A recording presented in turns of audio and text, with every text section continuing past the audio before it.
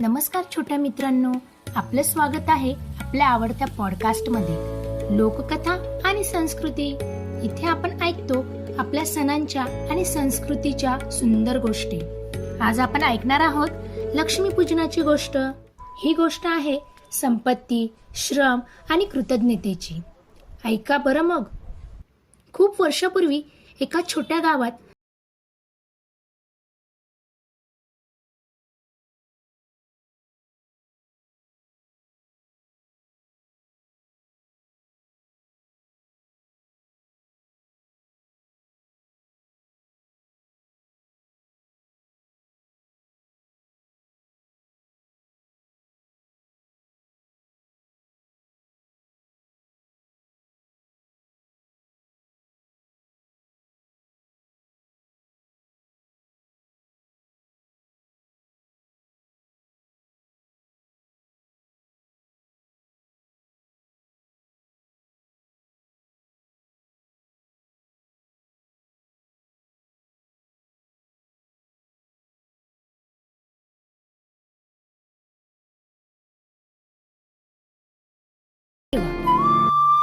विष्णूने आनंदाने तसं केलं आणि म्हणाले, बली, तू खरा दानवीर आहेस.